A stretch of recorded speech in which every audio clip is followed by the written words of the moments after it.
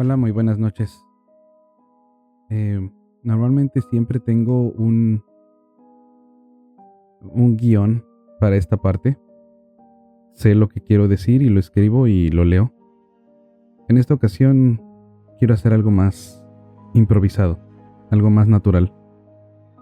Y es que durante estas primeras semanas del año han pasado en mi vida algunas cosas que me habían quitado un poco el ánimo para poder sentarme frente a la computadora, redactar y sobre todo grabar.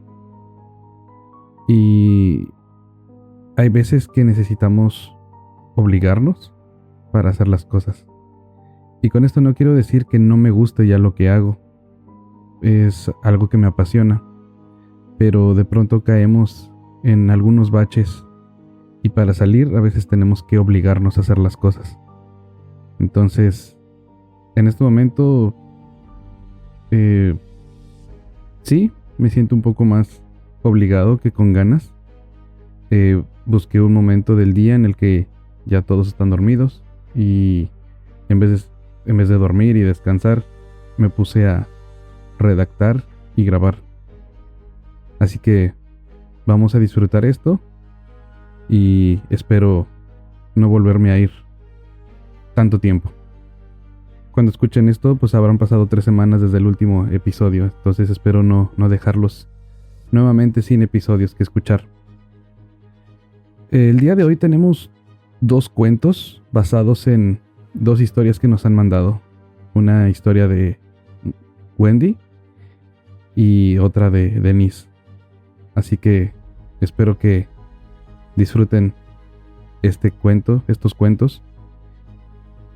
Y bueno, apaguen la luz, ajusten el volumen.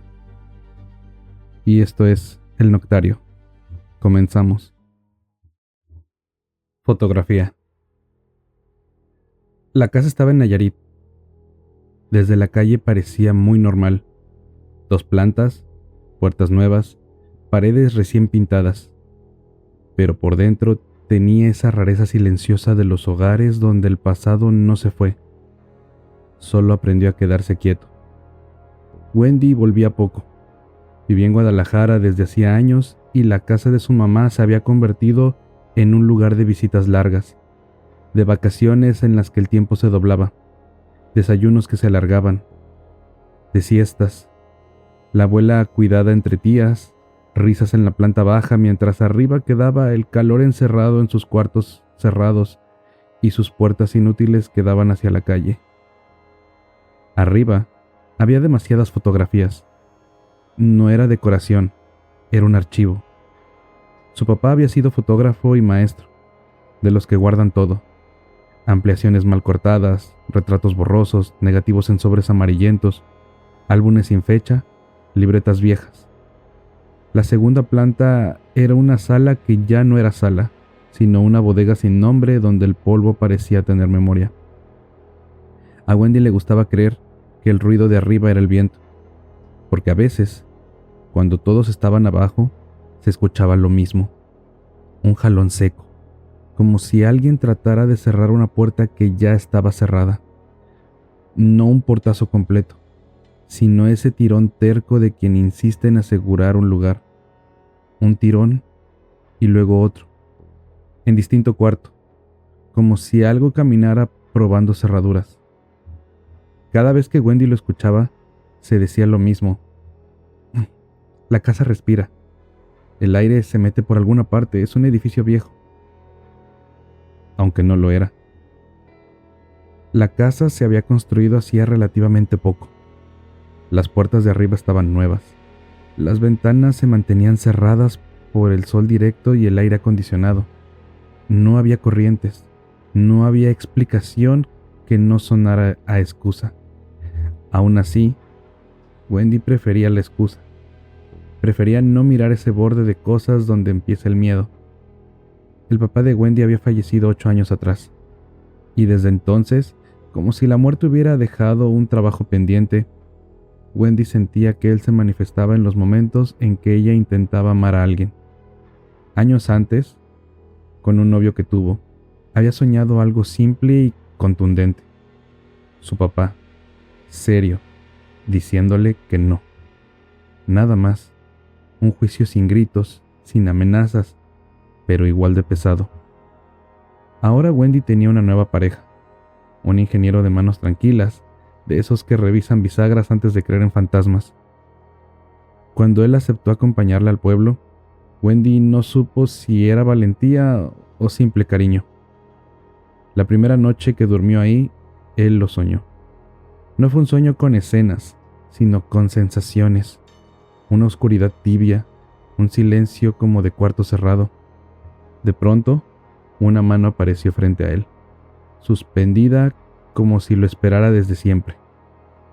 No una mano de carne viva, sino una presencia con forma de mano, definida por el peso, y esa mano le ofreció un saludo. Él la tocó. La piel no se sentía fría, pero tampoco humana. Era como tocar una fotografía recién revelada, húmeda, tensa, con esa textura que no pertenece al mundo de los vivos. Mientras él mantenía el contacto, la mano fue completándose. Primero un antebrazo, luego un hombro, después un rostro que no emergía de la oscuridad. Era la oscuridad la que se acomodaba alrededor de su cara.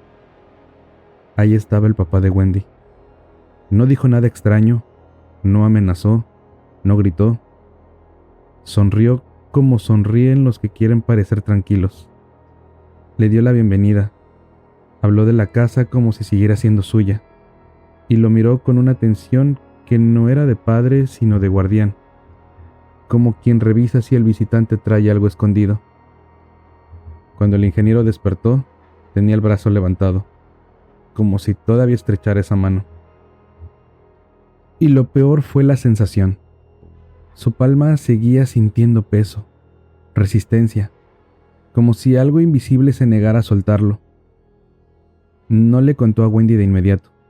Se levantó, bebió agua, respiró hondo, intentó reírse solo, pero al bajar a desayunar, con el sol metiéndose por la puerta abierta de la cocina, terminó por decirlo. Wendy lo escuchó con el estómago apretado.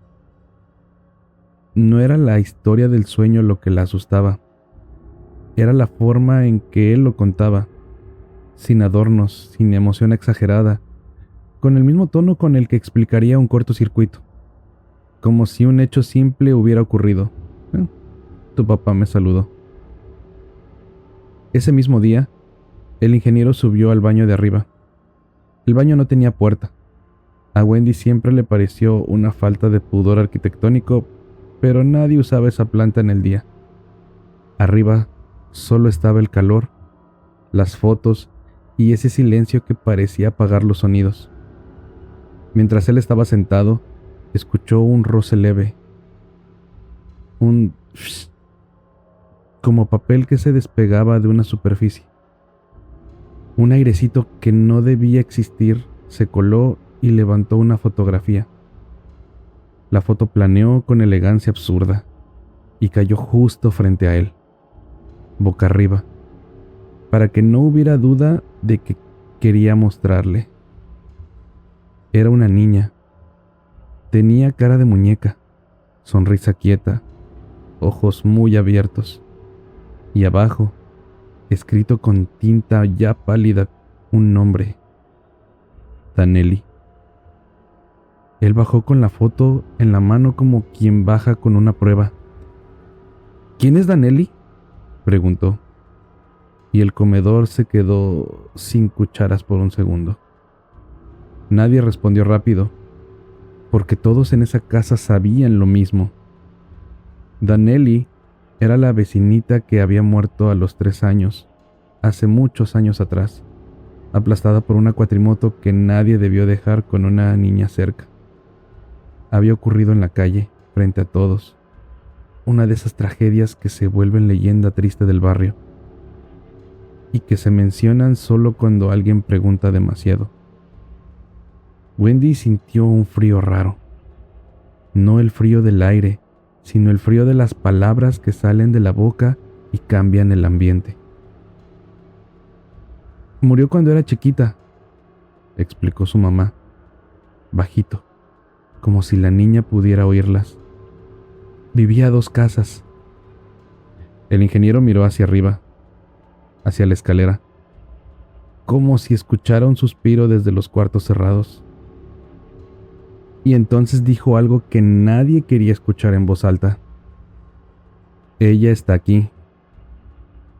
No lo dijo como creo que, lo dijo como hay humedad en esa pared, con seguridad, con un disgusto triste, como quien reconoce un problema que no se arregla con un desatornillador. Desde ese momento Wendy notó otra cosa. El sonido de los jalones de las puertas parecían más precisos, más intencionales. Ya no era un tirón cualquiera, era como si alguien cerrara para que no se escape. El ingeniero se ofreció a revisar las puertas. Subió después de comer, midió marcos, tocó bisagras, empujó hojas, cerró ventanas, abrió y cerró las puertas que daban a la calle, las inútiles, las que estaban ahí como bocas extra. Volvió a bajar con una conclusión incómoda. No hay forma de que el aire haga eso. Y Wendy, que llevaba años protegiéndose con la palabra viento, sintió que se le rompía el amuleto. Esa tarde, el ingeniero pidió permiso para llevar la fotografía a la mamá de Danelli. Wendy pensó que era un gesto bonito, un acto humano de devolver algo perdido. Su mamá accedió. Al fin y al cabo, tienen una ampliación grande de la niña hecha desde hacía años y nunca habían sabido bien por qué seguía guardada. Antes de salir, el ingeniero se quedó un rato solo, de pie en el descanso de la escalera. Wendy lo vio murmurar algo, una oración que no pertenecía a ningún ritual exacto, sino a esa religión improvisada que la gente inventa cuando no sabe cómo hablar con el miedo. Le habló a alguien que no se veía. Le dijo que descansara. Le prometió que la fotografía volvería con su familia. Le pidió que se fuera. Y entonces pasó algo que Wendy nunca olvidó. Arriba, una puerta sonó. Un jalón breve, una sola vez, como un asentamiento. El ingeniero fue a la casa de al lado, entregó la foto, explicó de dónde había salido. La mamá de Danelli lloró con un llanto viejo, de esos que no están frescos pero tampoco se secan nunca. Recibió la foto como si recibiera un pedazo de tiempo. Agradeció y cerró la puerta. Esa noche, en la casa de Wendy no se escuchó nada. Ni un jalón, ni un roce, ni esa sensación de peso pegada a las paredes. Wendy durmió abajo con su mamá y el ingeniero durmió arriba, en el cuarto de su hermano con la luz apagada y el corazón alerta, esperando el sueño del saludo. Mas no llegó. Los días siguientes fueron igual. La casa volvió a ser casa. El aire volvió a ser aire. El silencio dejó de ser una cosa que observa. Y Wendy se permitió respirar. En diciembre, meses después, regresaron. El ingeniero subió las escaleras apenas llegaron, como si hiciera una inspección de rutina, y bajó con una frase que Wendy no supo si le daba alivio o un nuevo miedo. Ya no hay nadie. Ella frunció el ceño. ¿Cómo que no hay nadie? Cuando vine la primera vez, dijo él, arriba estaba pesado. Se sentía una presencia como si el aire costara. Ahora está normal, vacío. Wendy quiso reírse, pero la risa no le salió, porque en el fondo, aunque ella decía no creer, había algo que sí creía, que su papá no se iba por completo. Esa noche, Wendy se despertó de madrugada por un sonido mínimo. No un jalón, un susurro de papel. Se levantó con cuidado, sin despertar a nadie.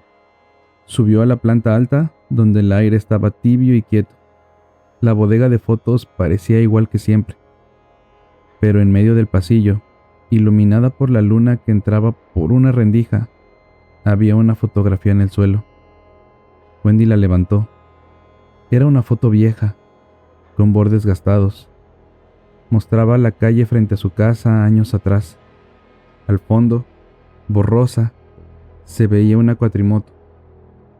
Y en primer plano, apenas enfocada, una niña pequeña mirando a la cámara. La niña sonreía. Abajo, con la misma letra de tinta desgastada, decía Danelli. Wendy sintió que la garganta se le cerraba, porque esa foto, ella sabía perfectamente dónde estaba guardada. En una caja sellada, arriba del closet, dentro de una bolsa, dentro de otra caja.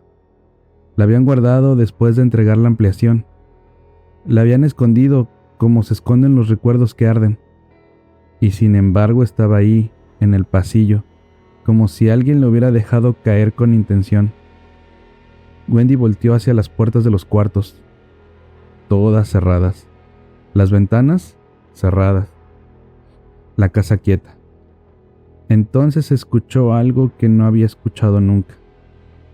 Un golpecito suave detrás de ella, como uñas pequeñas tocando madera. Una vez, 2 veces, 3. Se giró despacio. La puerta inútil que daba a la calle, la que no servía para nada, estaba entreabierta. Y desde el hueco oscuro, sin que entrara aire, se coló un olor leve, químico, dulce, como cuarto de revelado, como fotografía recién hecha. Wendy dio un paso atrás. La mano le tembló. La foto de su palma parecía pesar más. Desde el otro lado de la puerta, alguien o algo jaló muy despacio, como si estuviera practicando el sonido, como si quisiera recordarle a la casa que aún podía cerrar lo que quisiera.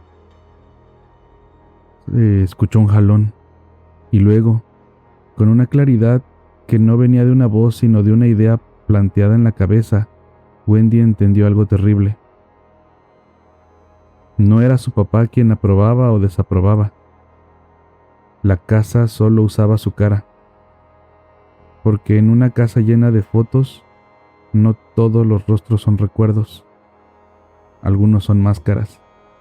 Y algunas presencias no se van. Arriba, en la oscuridad, algo sonrió con una sonrisa que no pertenecía a ningún familiar. Y el último sonido de la noche fue una puerta cerrándose por dentro, asegurando su casa, como quien asegura una caja. Y Wendy, por primera vez, deseó que el viento existiera.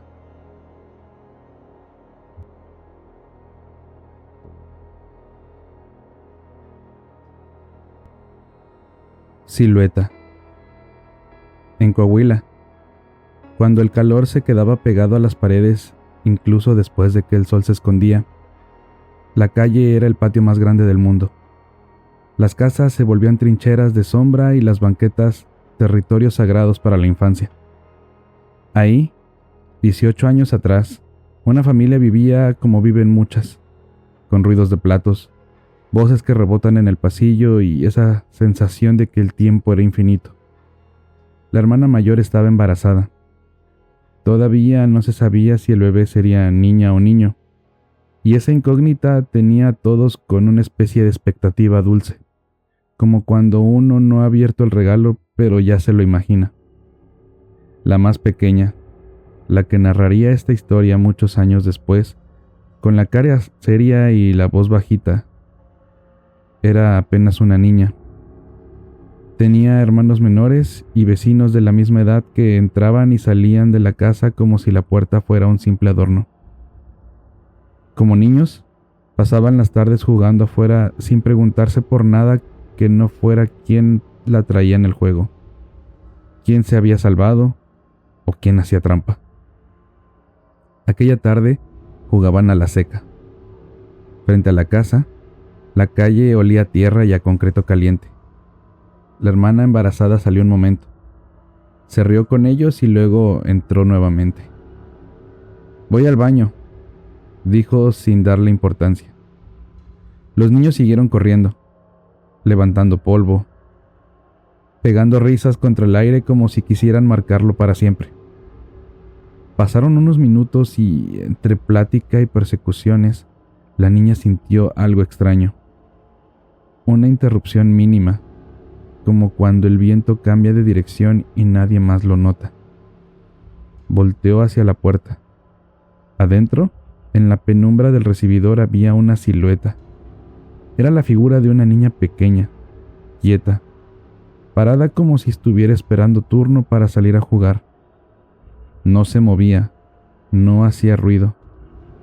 Era solo una presencia. La niña pensó, con la lógica simple de la infancia, que era su hermana mayor. «¡Ey!», le gritó. «¿Ya vas a salir?». La silueta no respondió. La niña frunció el ceño. Volvió a llamar, ahora más fuerte, con esa impaciencia sincera que tienen los niños cuando las cosas no encajan. «¡Oye, ya! ¡Sal!». En ese mismo instante, su hermana embarazada apareció corriendo, pero no desde la casa. Apareció desde la casa de enfrente. El mundo se inclinó un poco. La niña sintió un hueco frío en el estómago, como si alguien hubiera abierto una puerta dentro de ella. «¿No estabas adentro?», preguntó con una risa nerviosa que quería hacer broma. Su hermana la miró extrañada, todavía acomodándose el cabello. «No, ya tengo rato afuera». La niña insistió, señaló la puerta, dijo lo que había visto. Los vecinos que estaban ahí, niños también, pero con ojos que de pronto se hicieron grandes, aseguraron lo mismo. La hermana no había entrado, no había vuelto a entrar. Y aún así, había una niña adentro. Esa noche, la casa pareció cambiar de forma. No físicamente, no como en las películas, pero sí en algo más sutil. La manera en que el silencio se acomodaba en el pasillo, la forma en que el aire se sentía más denso junto a ciertas puertas. A partir de ese día, comenzó a ocurrir. De vez en cuando, la niña veía la silueta dentro de la casa, en el pasillo, al fondo de una habitación, cerca de la puerta, siempre de reojo, siempre silenciosa. No era una aparición dramática, era peor que eso, porque era cotidiana, como una cosa que el cuerpo acepta antes de que la mente alcance a protestar. Al principio no sintió miedo, siempre pensaba lo mismo: es mi hermana. Esa explicación le alcanzaba para seguir jugando, para seguir comiendo, para irse a dormir sin voltear 2 veces. Pero la silueta no se iba. Había días en que la niña entraba por agua y la veía ahí, quieta junto a la pared, donde la luz de la sala no llegaba bien.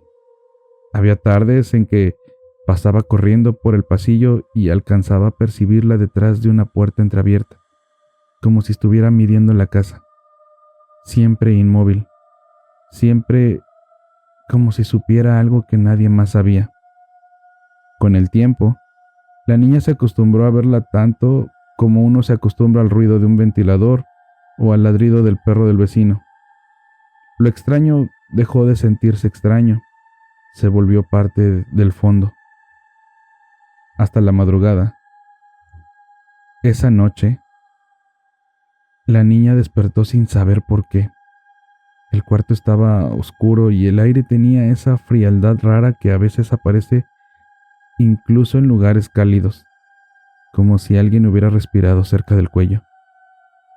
Abrió los ojos y sintió la certeza inmediata de una presencia. A su lado, de pie, estaba la silueta, más cerca que nunca. Era la forma de una niña. El contorno apenas se recortaba contra la oscuridad. No tenía detalles, ni ojos, ni boca, ni manos claras, solo la idea exacta de una niña, parada como si el piso fuera suyo. La pequeña, medio dormida, hizo lo que siempre había hecho. Asumió. ¿No puedes dormir?, murmuró con voz adormilada, casi cariñosa. Entonces, por primera vez, la silueta respondió: no. La voz no sonó como la de su hermana. No sonó como la de nadie que conociera. Era una voz muy tranquila, sin emoción, como una palabra soltada desde un lugar lejos de la casa. El cuerpo de la niña se relajó por inercia, como si esa sola respuesta le hubiera arrullado. Cerró los ojos y se volvió a quedar dormida. Pero minutos después despertó de golpe. Ahora sentía algo distinto. No solo la presencia, sino una mirada, como si alguien la observara con una paciencia interminable, como si la estuvieran contando, midiendo, recordando. La niña abrió la boca para hablar otra vez, pero la garganta se le cerró antes de que saliera un sonido. El cuarto parecía más pequeño. El silencio se había vuelto pesado, una cosa que se aplastaba sobre el pecho. Entonces llegó el miedo, puro, sin explicación. No había pasos, no había susurros, no había nada espectacular. Solo esa certeza. Eso no era su hermana. La niña se tapó con la cobija hasta la cabeza, como si la tela pudiera protegerla de la lógica imposible.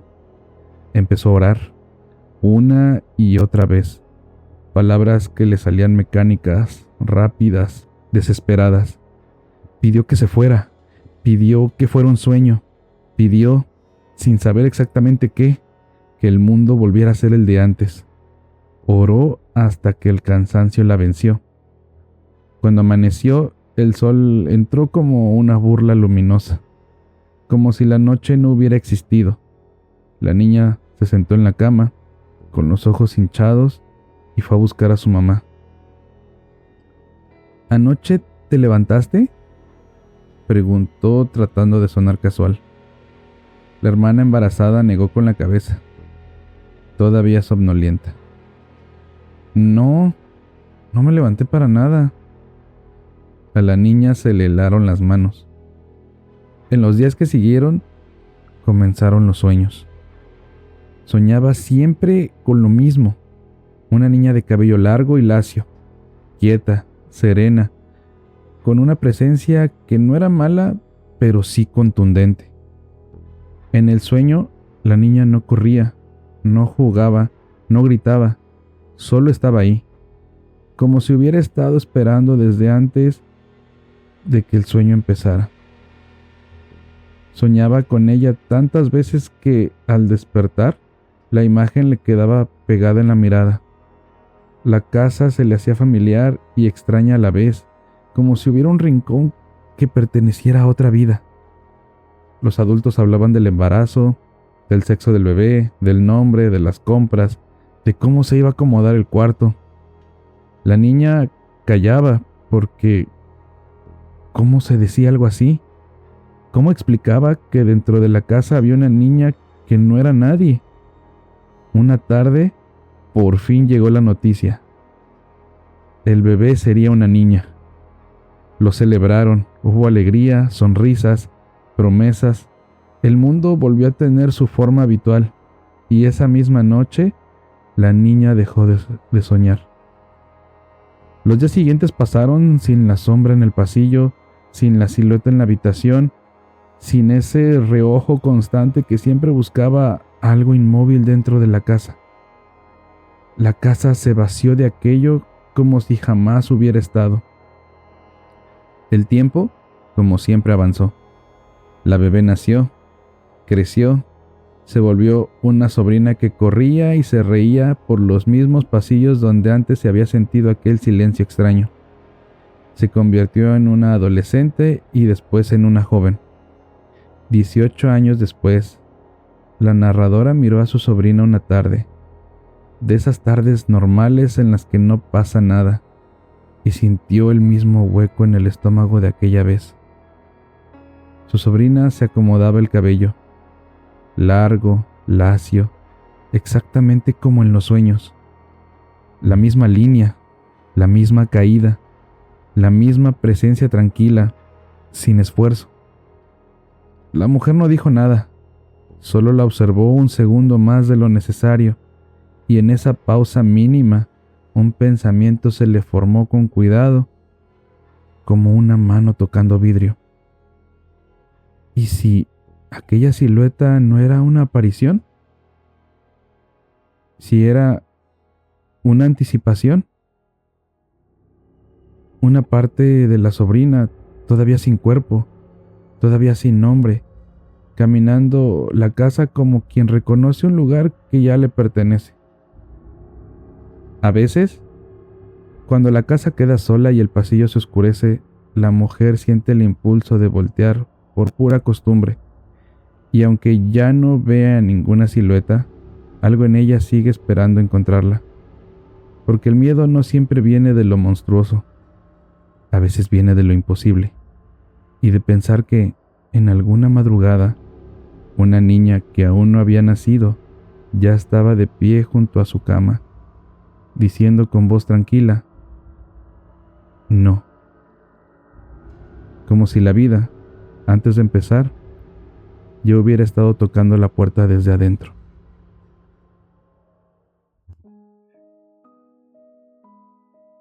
Nuevamente, muchas gracias por estar aquí. Espero que estas redacciones, estas adaptaciones a las historias de Wendy y Denise en forma de cuento les hayan gustado, que hayan vuelto a sentir el miedo que produce el Noctario y que me sigan acompañando semana tras semana. Recuerden que si tienen una historia que quieran compartir, algo que les haya pasado, algo que sientan que debe escucharse, algo que el mundo debe enterarse, no duden en enviármelo. Pueden enviarlo a través de nuestras redes sociales.